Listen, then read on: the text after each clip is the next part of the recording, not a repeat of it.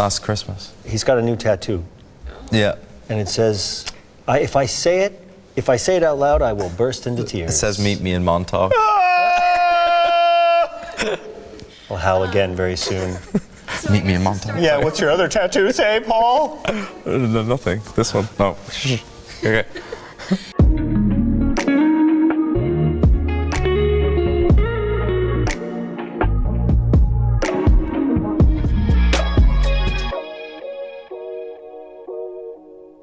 I saw the film for the first time when I was about 13 with my dad. I saw it in the movie theater when it came out. I saw it twice because of how emotional the movie was. Obviously, it's incredibly visceral and epic and the kind of movie you rarely get to see made these days. Father to a murdered son, husband to a murdered wife, and I will have my vengeance. In this life or the next. It had an impact emotionally. I remember that, I guess, sadistically, I was drawn to a second time. Go back again. Because weirdly, it was very comforting. I remember it perfectly. It came out in year 2000, right? Yeah. Yeah. I can remember what theater I was in and everything. What theater was it?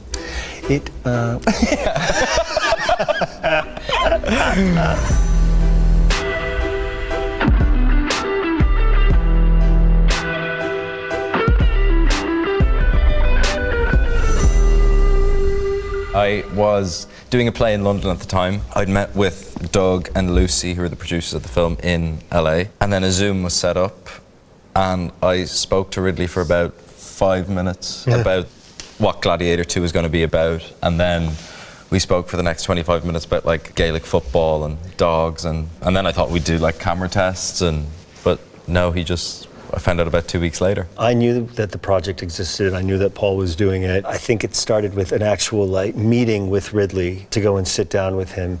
And whether or not the movie was going to happen for me or not, I was like, I'm going to go meet Ridley 100%. Scott. It wasn't even about getting the job. It was like, I'm going to go and sit down, maybe 5 minutes, 10, 20, as many minutes as I can. It was in LA. Yeah. It was at his offices. And thankfully, he was willing to talk about all of the things that I wanted to know about in terms of other movies. Yeah. And that's what it really turned into. He's a wonderful storyteller. You could sit down with Ridley for... Give me another one. Give me another one. Yeah. Whose head could I give you that would satisfy this fury? The entire Roman armies. Too much?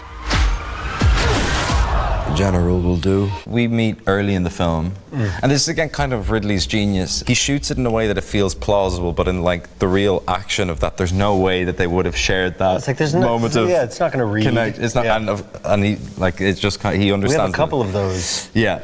From across like the Colosseum and from one Roman ship to a fortified wall of northern Africa, and we lock eyes. Let's do it.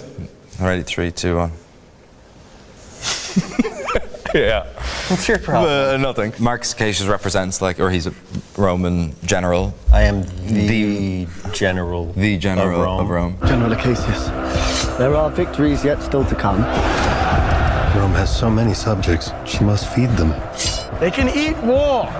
I'm like a lieutenant in the Numidian army. I kind of see Acacius as this, he represents everything that I hate about the Roman Empire. Well, Roman Empire is expanding and invading Numidia just to gain more and more power, and we realize that there really is kind of no ceiling to the lust of that power. And that's to do with the emperors, right?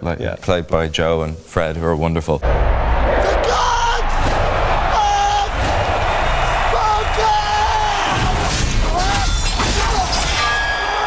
It unravels through the film that I've kind of miscalculated who I think Acacius is. He's so misunderstood. His character misunderstands my character just like Paul misunderstands me. Yeah, all exactly. The time.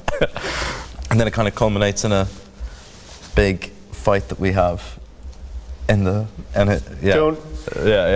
remind me. Do you want to talk about it? No, we're not talking about it. That's fine. All right. Hands on the mausoleum floor. Blood stains the Colosseum doors. Who's the better fighter? Go on. I would say I'm the better. Share what you think. I would say Lucius is the better fighter. Lucius is the better fighter. Do you want us to fight? I don't fight in white. Lucius is a better fighter. Yeah. Lucius is a better fighter than the general of Rome, who has survived decades and conquered. I fight four men before I get to you, and I call it off. Yeah, but I think You if you think hadn't for sure called you it would've- off. You don't think I would do some sort of mature, aged, learned? Okay. Let me actually go back on my move answer. that would just I think Acacius and Lucius end it. I think Acacius might Kids, beat Lucius. You know, I love them. Yeah, I think it's up for debate. Let's just say that.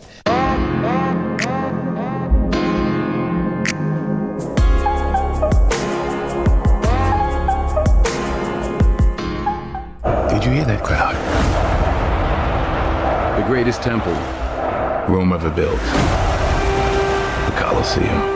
It sounds bizarre because we began together in Morocco, and I think seeing that set and the scale of the production so quickly desensitized me to the scale of what Malta was. What Malta was. And the Colosseum. Yeah, and Ridley moves at such a pace, which I actually think really helped me in it, because you don't have time to kind of sit there and kind of bask in the wonder of it, because you're shooting 3 or 4 or start to scenes. Build your expectations of how to meet the size of it or anything. Because it's impossible. And I think Ridley, did I tell you what Ridley said first day of shooting to me? What? He came out to the tent while they were dressing the set, thousands of extras, everything, fire, camels. And he comes in and he's smoking a cigar, and we're all stood around, and he's like, "Are you nervous?" And we're all like, no. He slaps me on the back and goes, "Your nerves are no good to me," before we filmed anything. But I think it was like, it's funny, but it's this idea that this is your playground and you have to kind of step into it and own it. So I don't actually really remember my first walking into the Colosseum, because I feel like I lived in the Colosseum for about 3 or 4 weeks. You lived in the Colosseum of your mind. Yeah, yeah, exactly. You have something in you. Rage. Never let it go. It will carry you. One of the things that I have never experienced on a movie before is that there was so little left to the imagination. Me and the rest of the ensemble are together in the Emperor's box, and there's this enormous battle that's taking place, and Ridley composed all of the off-camera for us in the Emperor's box with Paul leaping from one ship to another, taking 2 men down. Yeah, like clotheslining what would you them. call that? A clothesline. A flying clothesline. A flying clothesline. Yeah. Just so that we could know what we were looking at. I couldn't believe it. Yeah. I remember that day. I never forgot it. That a slave could take revenge against an emperor. The legacy of the first film is so profound and has such a strong place in so many people's hearts and minds. It's inescapable. But I was looking at it and I was like, the screenplay does a lot of that work for you in terms of the rubbing the dirt between the hands, the kind of DNA and the genetics that Lucius inherits. I remember reading the script, and there's a moment in the script where it's Lucius puts on the breastplate and it's written like Lucius now becomes Maximus. I kind of tried to park that to one side, because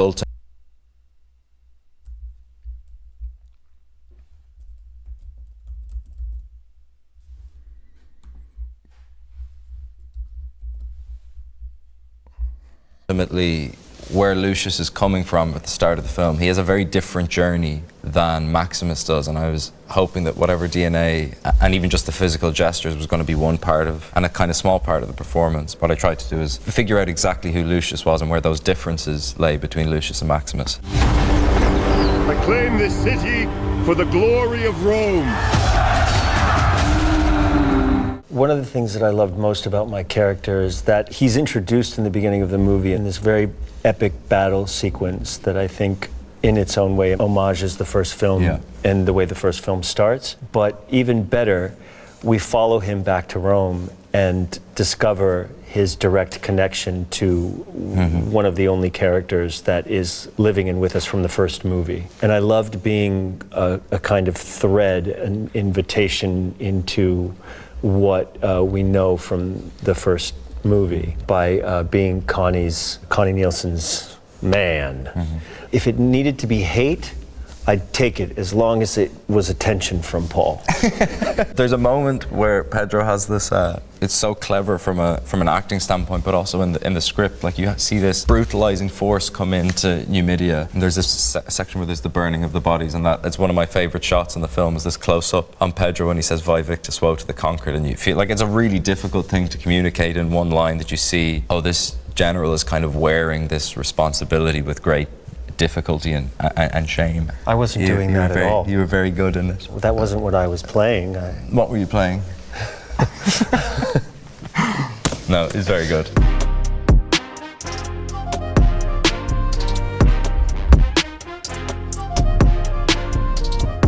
There is plenty of pain waiting for you in the next life. I don't know why you are so greedy for it in this one.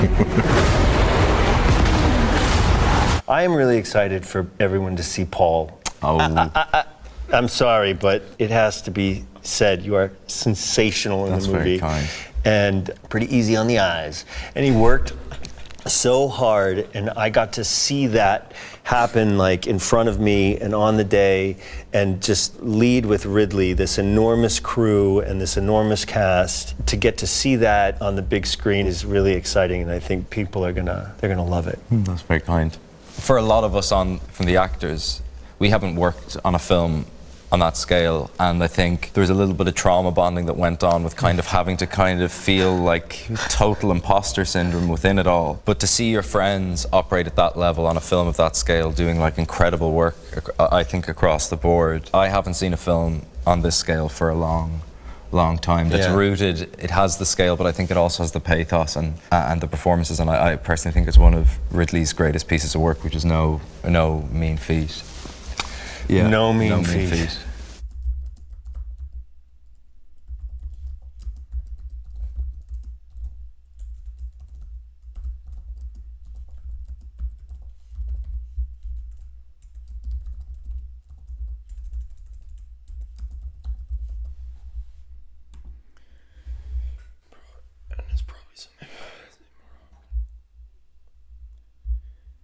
So that was really good. That showed us a lot of the differences between Paul Mescal and Pedro Pascal.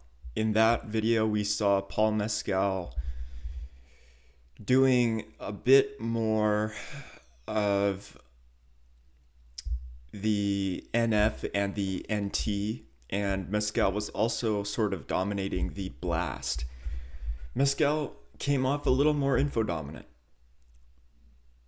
When Paul Mescal was talking about the director, his descriptions of the director are very beautiful. He's talking in stories. He moves in between thinking objectively and thinking poetically. He can move back and forth between, let's say, scientific and we might say literary thinking.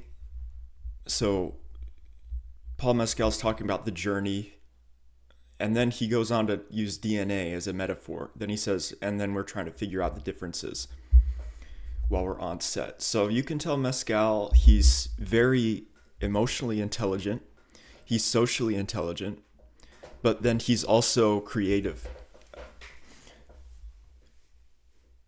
Pedro Pascal, on the other hand, came off as much more of an extrovert. He was more playful. He would defer to the info dominance, literally, of Paul Mescal. And he was praising Paul Mescal throughout that interview, and he was okay with taking a back seat. So what I saw from Pedro Pascal in that interview was basically play above sleep. Really playing in a savior state, demonstrating that he's really good at play. He's just, Pedro Pascal, he's clearly delightful, clearly. I saw Consume Above Blast from Pedro, although I'm not 100% sure about that. That did look definitely like Consume Above Blast from Pedro Pascal. I saw Probably Sensory Above Intuition from Pascal, and I saw Feeling Above Thinking.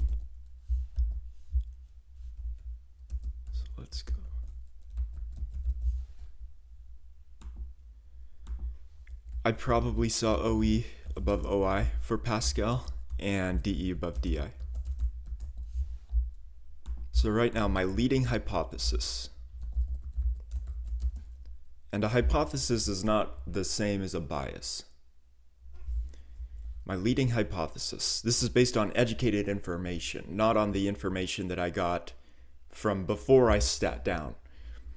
The hypothesis is rather the educated guess that I'm making based on what little information I've gathered. I suppose a hypothesis is more educated than a bias, and it's more focused than a bias.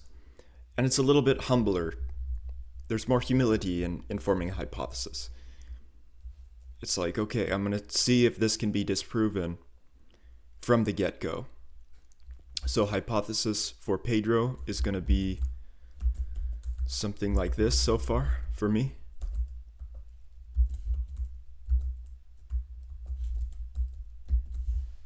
To start. And then we'll continue. We'll see if he continues to fulfill that type.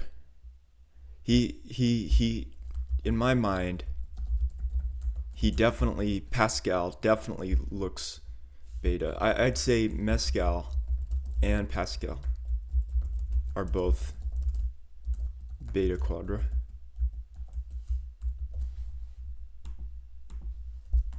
Mescal might have NI above SC,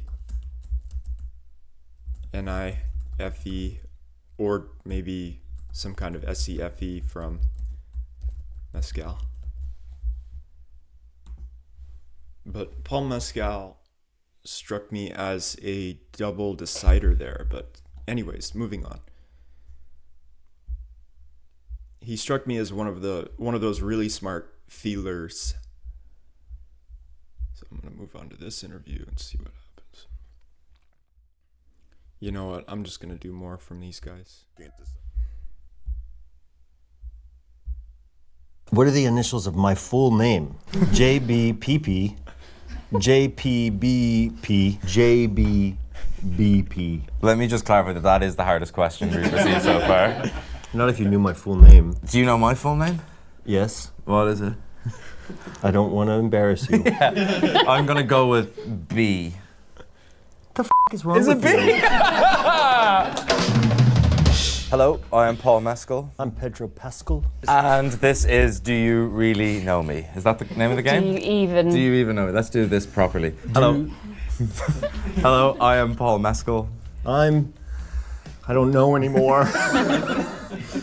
We were trying to Do you even know me? And this is Pedro Pascal. Yeah. That'll do. Oh, this is going to be sad. He's not going to know any of these. You're not going to know any of know. these. You're never going to know any of these. I watch your every move. I have Google alerts on you. I have Google alerts on me.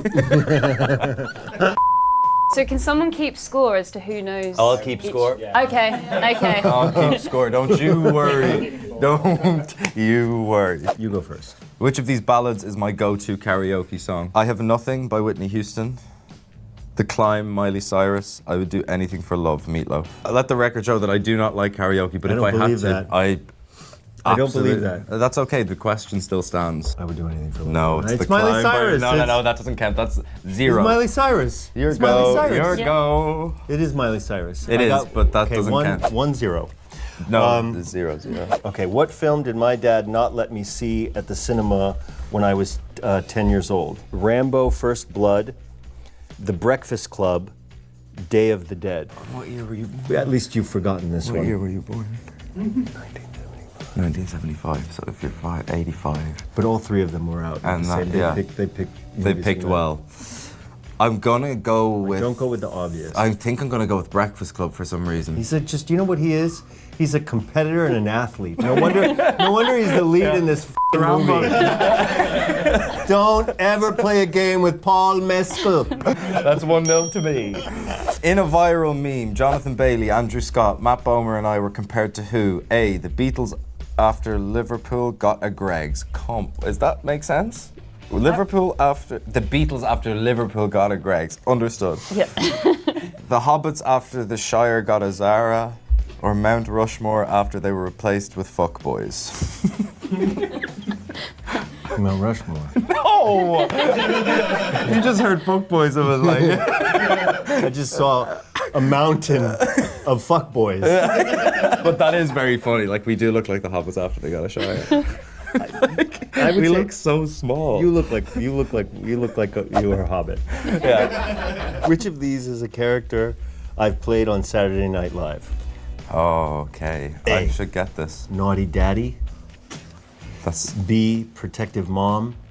C, weird uncle who has a creepy sneeze. protective mom. Yeah. Yeah, don't you come for me. I know. That's not fair. That was really popular. Yeah.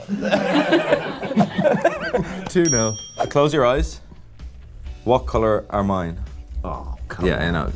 Come on. Say it. It's a mix of a chocolate, hazel, and vomit green. They're blue. Yeah, They're okay. blue. Great. Yes, correct.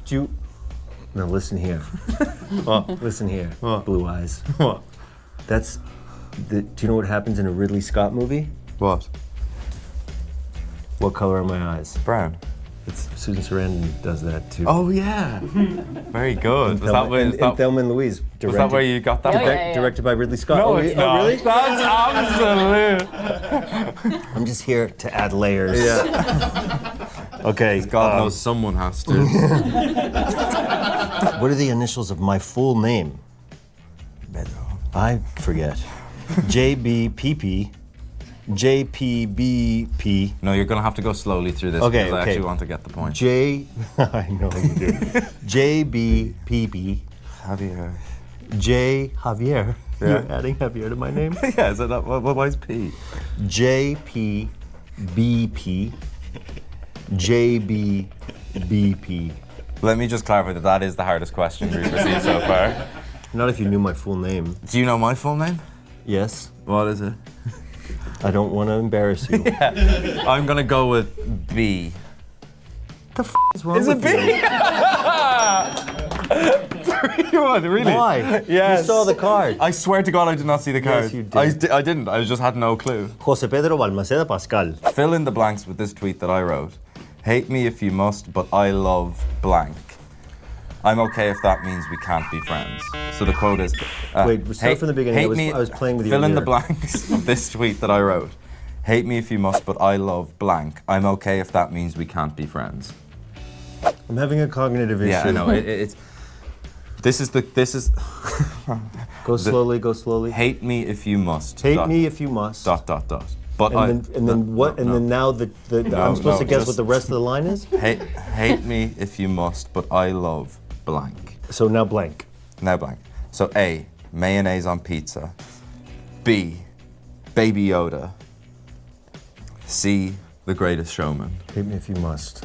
And this is something that you said in real life? I tweeted this apparently. You tweeted? You tweeted? No. Those days are long gone. Long gone. Yeah. Hate me if you must. Because of this tweet. It can't be mayonnaise on pizza. It just can't be. It's not Baby Yoda. And so it's just Greatest Showman. Yeah. What did you love about it? I mean... What did he not love about it? What did he not love about it? It just got me. I liked it a lot.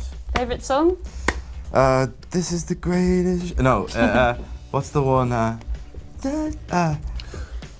a bit... you know the one when they're like... I can't remember. This is me. This is me. Yeah. Oh. They performed that at the Oscars, right? Yeah. So what is it, 3-2? Yeah, 3-2. 3-2 me. I'm winning. 3-2 me. Great. How did my character, Prince Oberyn, meet his end on Game of Thrones? You're doing him so dirty there. I'm Like already that's sorry. Doing me really dirty. Impaled by a spear made of ice, burned alive by a dragon, had his eyes gouged out. C. You were rushed, honey. You were very rushed. Let me tell you. C. Thought you would have planned ahead. In 2018, I featured in a TV commercial for which products made by an Irish brand called Denny's? Cat food, vacuum cleaners, or sausages? An Irish brand called Danny's. Denny's. Cat food, vacuum cleaners, or sausages? Sausages. Correct. Yay, well done, Pedro. Well done. He's off the mark. In my 10 things I can't live without, which food item was on my list? Trail mix, Captain Crunch, Flamin' Hot Cheetos. I know what you think it is, but you'll be wrong. All of those, that's a good one, because I could see all of them for you. You could It's see not going to be trail mix for no. me? Okay, well, you've just done. I think you've thrown me off the trail. I've thrown No. Captain Crunch is the tastiest, so I'm going to go with Captain Crunch.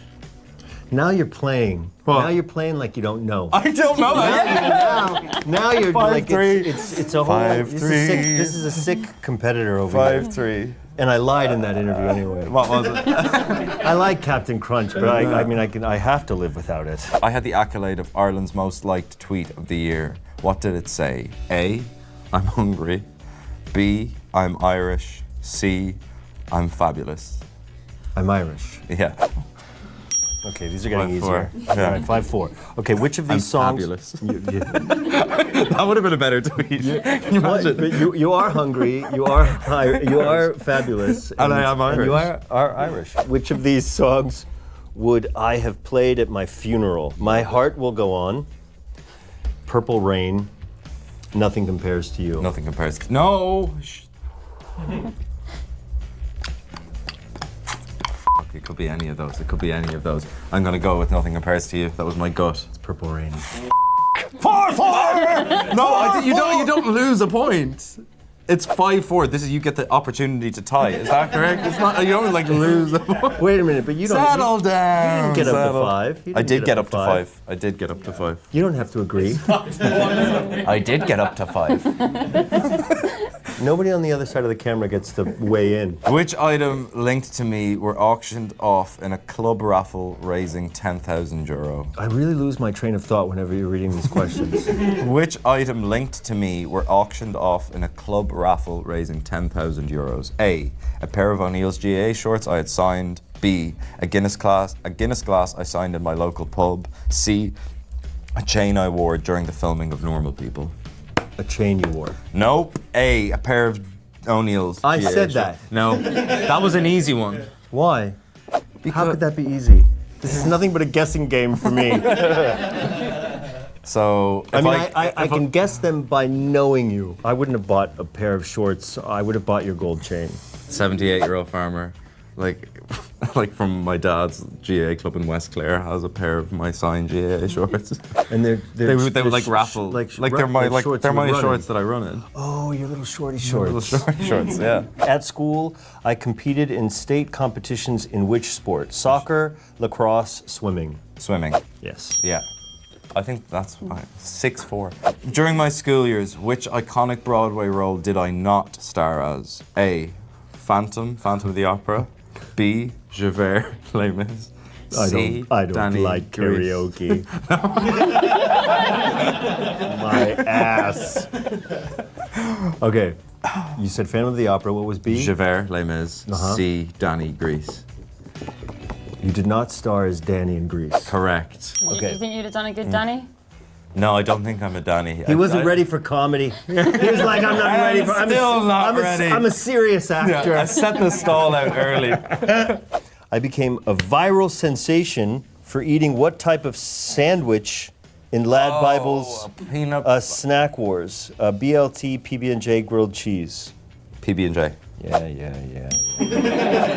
That's the last one. That's the last. That's the last. Of us. And this card is the only one that was upright. Pedro, these are yours. There is a blank one at the end, but that's because I wrote all the questions upside down. And does just that be mean? careful not to show. Oh, so, I see. Yeah. Unless All the questions have been. I want to do it like that. Yeah. Okay. Which means he's disqualified. I win. I feel like I'm just trying to mentor him and show him the way. Let me tell you something. He wins everything. Everything. Well. Including my law. Right, round of applause, everyone. That was awesome. Well done. I don't think I've lost the Lad Bible game yet. Is that I true? don't think you and Andrew, that wasn't a competition. Oh, it was. Everything is a competition. It was a competition. Snack Awards was also... I think I beat Frankie Corio in that. Pretty sure that was a But competition. that was Scottish snacks versus Yeah, I Irish won snacks. that. I won that. Island won. Yes.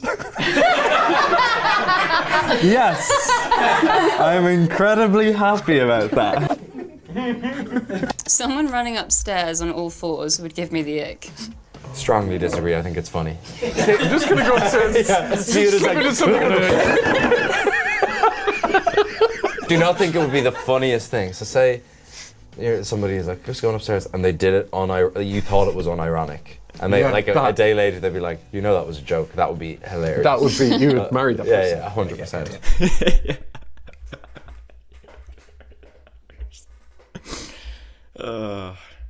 So Paul Mescal kind of strikes me as something like this, maybe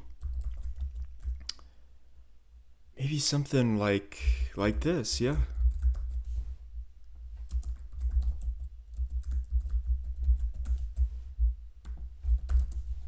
And I don't see Pascal as an ESFP.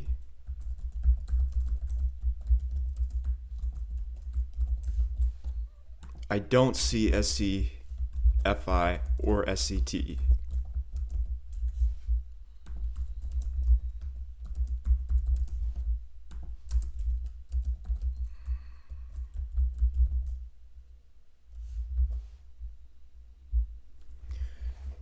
The reason I don't see SCFI or SCTE is because I keep seeing the patterns of FE and separately TI, and then I also see the patterns of how those two functions work together. So I see more FE speaking in terms of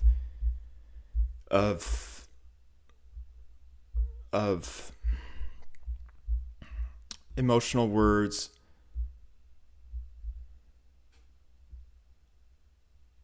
also a lot of jokes from Pedro Pascal, a lot of jokes. And he's very spontaneous, but he doesn't really like guessing.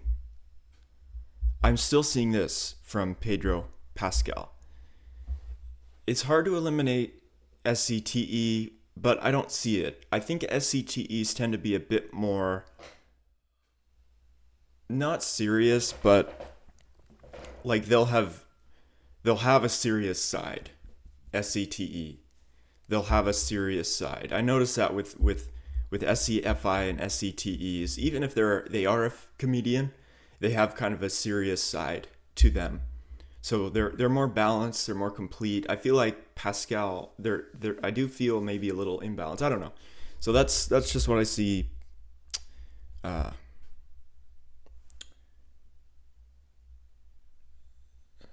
To begin with, those are all of my preliminary judgments. So that's what I see. Good guy. He's a lot of fun. So anyways, thanks guys. Bye bye.